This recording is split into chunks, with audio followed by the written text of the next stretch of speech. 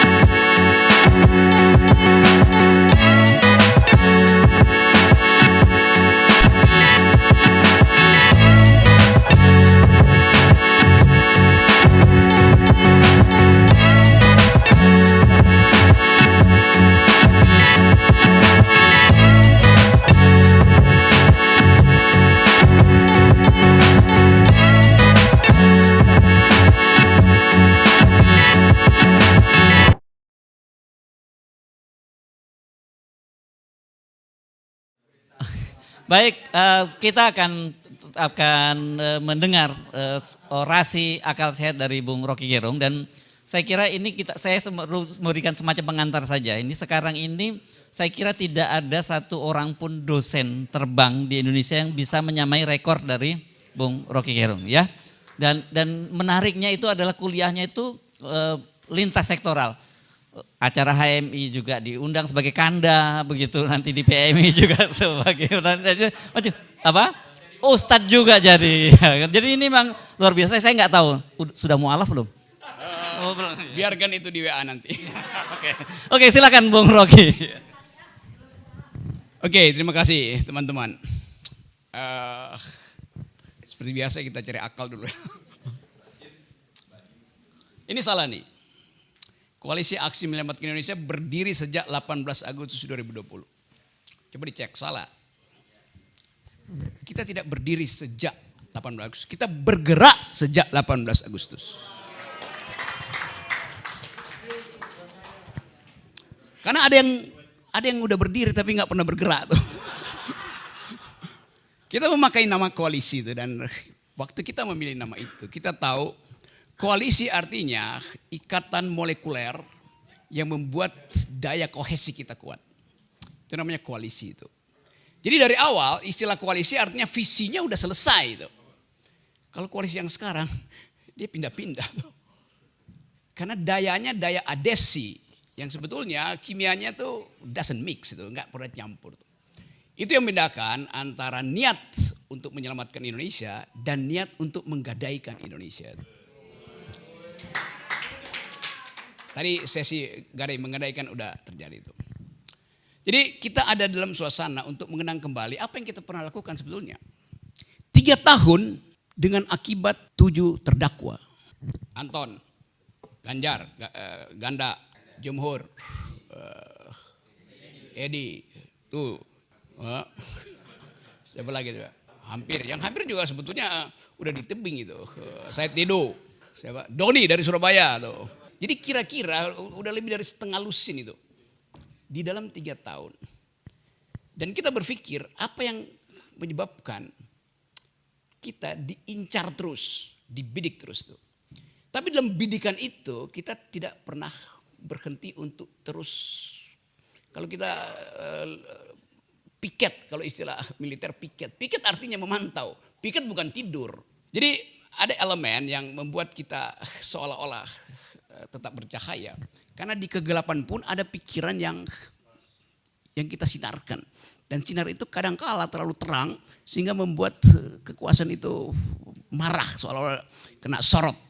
Tapi dia kita sorot dengan data, kita sorot dengan akal. Yang kita sebut kritik. Kami mulai dengan satu prinsip, kami memang ingin mengkritik. Karena kami tidak mau tunduk itu. Jadi peristiwa 18 Agustus 3 tahun lalu itu jadi semacam penanda bahwa dibangkitkan ulang semangat untuk mempersoalkan. Semangat untuk bertengkar, bahkan semangat untuk caci maki. Tapi ini wilayah publik yang kita resmikan supaya ada hak masyarakat untuk menggemparkan Republik. Dalam bentuk apa? Dalam bentuk puisi Adi Masardi misalnya. Dalam bentuk pidato berapi-api dari Pak Gatot. Dalam bentuk sinisme yang saya terangkan setiap hari. Tetapi idenya tetap sama. Dengan fasilitas itu kita hendak gedor kesadaran publik. Demi menyelamatkan Indonesia. Kita memilih kalimat itu. Di awal ketika kita mulai melakukan konsolidasi, kita tahu langsung bahwa yang disasar itu adalah Gatot Nurmantio. Tetapi Pak Gatot tidak pernah memperlihatkan satu ambisi yang memungkinkan kita seolah-olah jadi anak buah dia tuh. Seringkali Pak Gatot diatur-atur oleh Gede, diatur oleh Said Didu tuh. Jadi ada kesetaraan di KAMI. Itu sebetulnya dasar pertama dari bernegara, ada kesetaraan tuh. Kita membentuk kami karena kesamaan kesetaraan itu. Kita membentuk kami karena kesamaan visi itu. Kita membentuk kami karena niatnya datang dari kolbu, bukan karena perintah pemimpin partai itu. Itu dasarnya kenapa sampai hari ini kami masih diucapkan sebagai kekuatan moral. Lalu kita mulai hitung. Seberapa kuat energi moral ini bisa kita konsolidasi untuk menghalangi energi kekuasaan itu dasarnya tuh. Hari-hari ini istilahnya adalah pengkhianatan itu. Pemimpin berkhianat, gak ada soal buat saya tuh. Ketua partai berkhianat, capres berkhianat, gak ada soal buat saya. Yang jadi masalah bagi kami kalau intelektual berkhianat, kalau pemimpin agama berkhianat, itu yang jadi masalah bangsa tuh. Karena mereka ini, the intellectual, masyarakat sipil, adalah fondasi terakhir dari apa yang kita sepakati sebagai kehidupan masyarakat beradab itu. Yang berkhianat pasti nggak beradab. Jadi bahaya betul kalau rektor berkhianat menekan mahasiswa untuk tidak boleh bicara. Kalau dekan berkhianat memberi angka negatif pada dosen yang kritis pada pemerintah. Itu bahaya negeri ini kalau intelektual melakukan pengkhianatan. Kalau Antoni melakukan pemalsuan data itu pengkhianatan. Karena dia adalah intelektual. Kalau Menteri Keuangan berbohong, dia bukan intelektual. Boleh silakan berkhianat. Dan kepastian itu yang kita tunggu. Kita mendorong semua makhluk yang ada di istana itu saling berkhianat. Supaya ada basis kita untuk memulai yang baru itu. Jangan tanggung, jangan cuma 2-3 orang berkhianat. Mahfud MD berkhianat. Dia berjanji untuk membereskan BLBI misalnya. Yang dia peroleh sekarang cuma 20% atau 30% tuh yang masuk. Sementara BLBI sampai sekarang itu membebani APBN. Artinya hak rakyat daerah untuk memperoleh kemakmuran dibatalkan oleh tidak bekerjanya prinsip-prinsip yang tadi diajukan Pak Mahfud. Saya kritik Pak Mahfud. Karena dia adalah intelektual. Lain kalau dia politisi itu. Kita ingin bicara jujur itu. Sri Mulyani juga berkhianat itu. Karena dia membawa semacam misi intelektual, saya ngerti poin dia itu. Indonesia mesti hidup dengan austerity itu, penghematan. Yang terjadi adalah lalu lintas. Money laundering di depan dia diam. Kita tahu semua itu berlangsung di depan mata kita. Jadi semua hal yang buruk akhirnya harus kita komporin supaya makin lama makin buruk. Kita nggak mungkin menyelamatkan orang yang setengah-setengah. Jadi biarkanlah yang disebut political decaying ini, pembusukan politik berlangsung secara sistematis. Hanya dengan tumbangnya, gugurnya bunga yang udah busuk itu dimungkinkan ada kecambah baru tumbuh itu. Jadi saya menganggap bahwa pada waktu awal kita punya semacam dalil. 3 tahun yang lalu kita bikin dalil, atau saya bikin dalil. This is the beginning of the end. 3 tahun lalu saya sebut the beginning of the end. Awal dari keruntuhan. Yang sekarang kita sudah mempersiapkan bagaimana supaya keruntuhan ini dipercepat. Karena kalau terlalu lama ketidakpastian itu, inflasi moral kita makin lama makin dalam tuh. Inflasi moral. Kalau inflasi moral ada pada capres, wapres itu dengan mudah diselesaikan dengan transaksi. Tapi pada bangsa ini tidak boleh ada transaksi yang dasarnya merusak moral. Nah, kekuatan itu yang masih ada pada kami. Kekuatan itu yang masih dipercaya oleh anak-anak muda. Setiap kali Jumhur Hidayat turun ke jalan tuh, orang lihat Jumhur itu siapa? KAMI. Jelas. Karena diingat Jumhur diborgol ketika dia KAMI.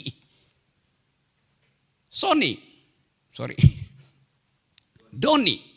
Setiap kali berfoto dengan saya, orang lihat ini Doni yang dulu dipersekusi, yang mau ditangkap itu. Saya bilang iya itu teman gue itu. Oh iya ya.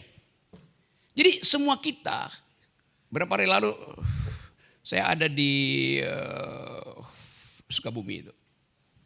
Ketemu dengan masyarakat pesantren di situ tuh. Pesantren Al-Fat, Zikir Al-Fat. Semua mengingatkan kembali bahwa kami pernah berjanji untuk menghasilkan pikiran-pikiran baru sampai ke daerah, mereka tagih.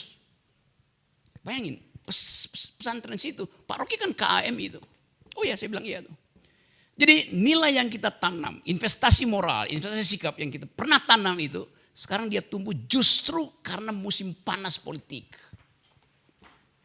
Nah, kita mau asuh ini sedemikian rupa sampai tiba satu kesepakatan bahwa apa yang mesti kita ucapkan dan apa yang mesti kita perbuat. Kemampuan kita tidak setara dengan kemampuan partai-partai. Keuangan kita tidak ada apa-apanya dibandingkan dengan amplop yang beredar, entah itu lewat BLT atau BTL segala macam. Tetapi satu hal yang hendak kita pastikan bahwa janji kita untuk menyelamatkan Indonesia itu harus jadi pedoman terakhir kita.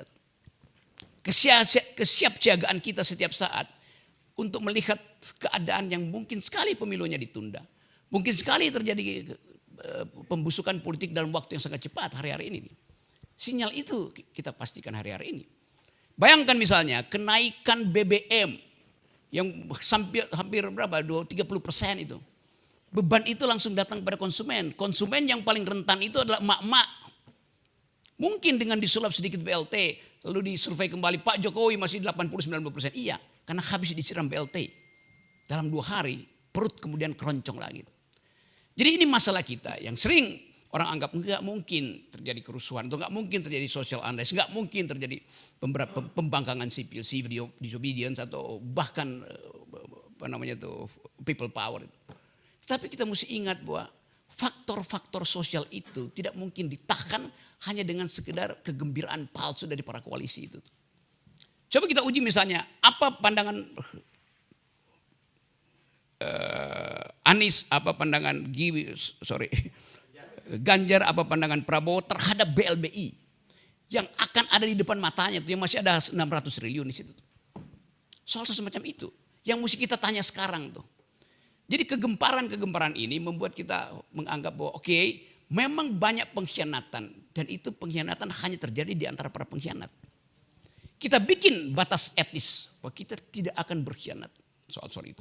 Kita bisa mencicil informasi politik, kita bisa mencicil analisis politik, bahkan kita bisa mencicil sinyal-sinyal politik bahwa di KAMI bertebaran kader yang menunggu saat yang tepat untuk memberitahu bahwa ada matahari terbit melalui fasilitas KAMI. Tapi matahari itu mesti jadi matahari moral. Karena yang ditunggu publik adalah matahari moral. Bukan lagi matahari politik yang orang tahu, oh kasakusuk akhirnya. Saya bicara dengan milenial. Mereka anggap bahwa gak ada gunanya akhirnya kita memilih. Kalau pemimpin kita yang berjanji untuk melakukan perubahan, dianya sendiri berubah-ubah. Orang yang berubah-ubah tidak mungkin membuat perubahan. Tetapi kita masih kasih semacam sinyal kecil, oke, di mana dia diuji itu. Di dalam pertarungan gagasan mungkin menang. Di dalam pertarungan elektabilitas mungkin menang. Tapi di dalam pertarungan etikabilitas pasti lumpuh itu. Dan kita baca statistik hari ini bahwa 27-30% pemilih pemuda itu dalam posisi swing voters. Gak mau bicara. Mereka bahkan bilang, Pak Rocky bagaimana kalau kita golput? Saya bilang lakukan. Hak moral Anda untuk golput sebagai tanda protes itu. Jadi saya mau ungkapkan satu keadaan hari ini. Kita ada di dalam ujian yang sifatnya paradigmatik. Menahan diri untuk mempertahankan identitas moral etik kita atau tergoda untuk dalam jangka pendek uji coba politik. Kita tunggu momentum itu tuh. Tapi saya selalu lihat bahwa Indonesia memang harus sampai ke titik nadir baru bisa reborn pergi lagi pada titik zenit. Jadi KAMI dalam usia 3 tahun kita bikin refleksi yang panjang dan kita temukan bahwa dalam 3 tahun itu belum sampai 1000 hari sebetulnya aktivitas politik kita. Kita sudah bisa menanamkan prinsip-prinsip dasar bernegara yang masuk akal itu. Dan itu yang menyebabkan saya terus-menerus diundang. Setiap hari saya ada undangan 20 kampus. 20 kampus, 10 LSM, 30. Jadi satu bulan itu bisa 1000 undangan di situ. Itu dasarnya apa? Karena mereka ingin dengar suara yang sifatnya oposisi, tetapi oposisi yang basisnya adalah akal dan kolbu. Itu jadinya. Kalau saya sekedar ngomong hal-hal yang normatif, kuliah umum. Bagi mereka dia mau dengar satu kuliah umum yang basah secara etis. Bukan sekedar pameran kemampuan akademis. Tapi mereka mau lihat itu. Satu waktu saya habis ceramah di Padang Sidempuan, di Sumatera Utara. Seorang ibu datang ke saya tuh.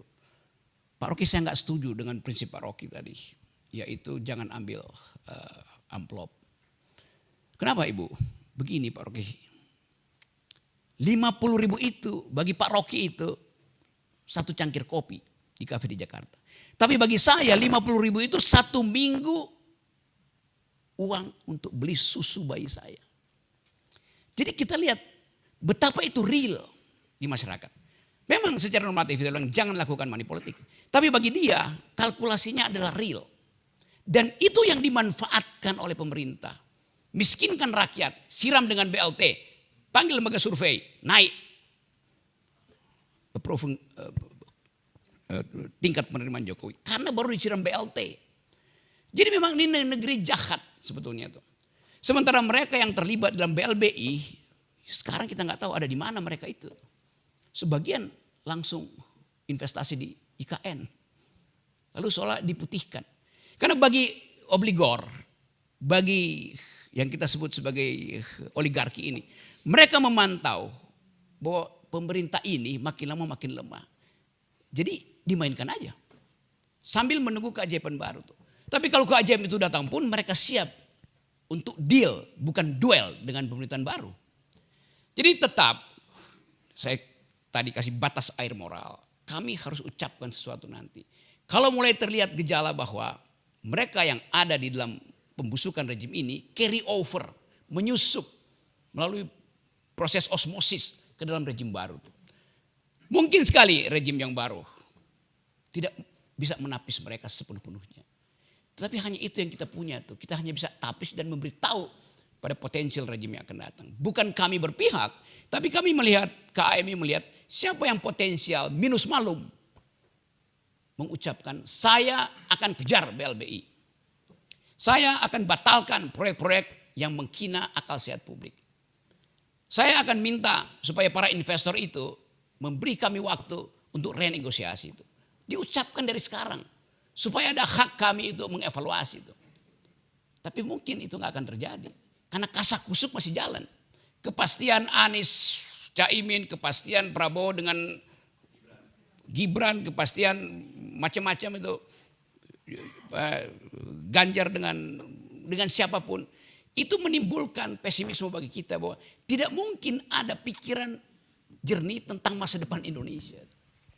Jadi antara optimisme yang tanggung tadi dan pesimisme yang kita maksimalkan, kita ambil satu prinsip bahwa kita menunggu kita KAMI akan ada dalam posisi piket sambil memantau.